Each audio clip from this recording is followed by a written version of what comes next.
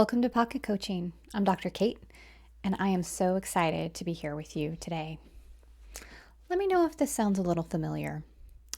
I've always been a seeker, constantly chasing after the next big thing, the next adventure, the next thrill.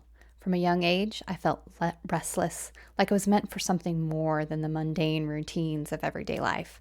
I craved excitement, novelty, and change. I would jump from hobby to hobby, passion to passion, never staying with one thing long enough to truly master it.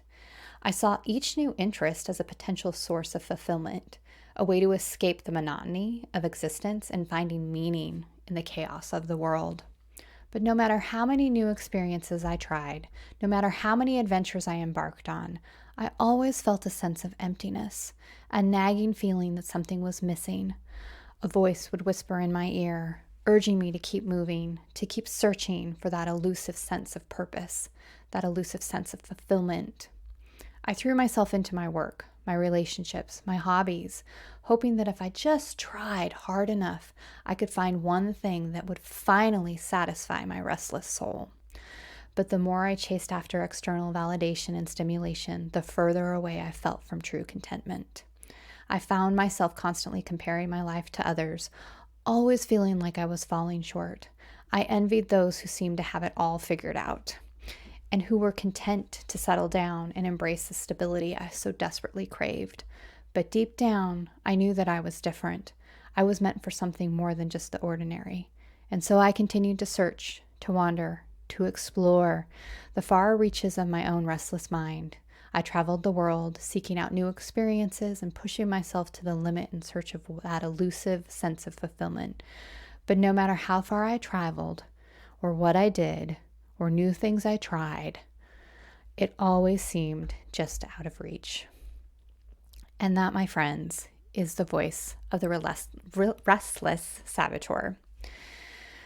Restless is really characterized by that constant sense of agitation, impatience, dissatisfaction. It is the belief that there is something more.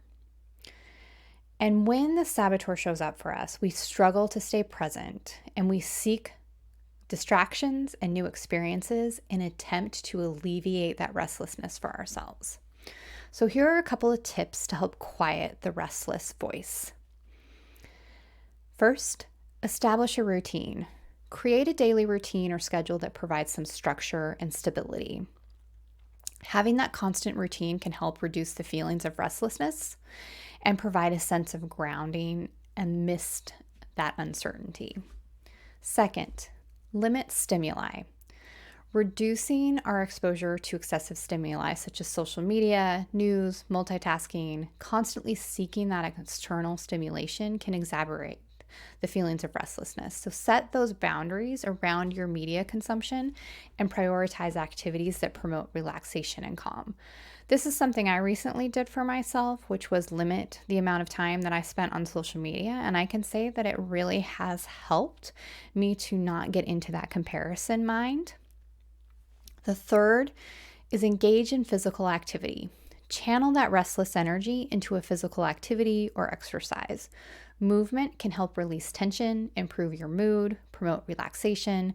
So find activities that you enjoy and make them a regular part of your routine. And finally, set realistic goals.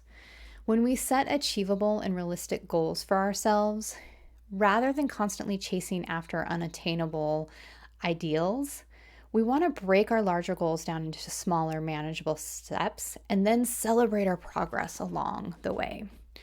When we incorporate these tips into our daily lives, we can work to quiet the restlessness voice and find a greater sense of peace and contentment. Remember that learning to embrace stillness and cultivate that inner peace is a journey. Be patient with yourself as you navigate the process. I will be back on Thursday as we have a mindfulness moment and a recovery moment to help even further quieting that voice of the restlessness.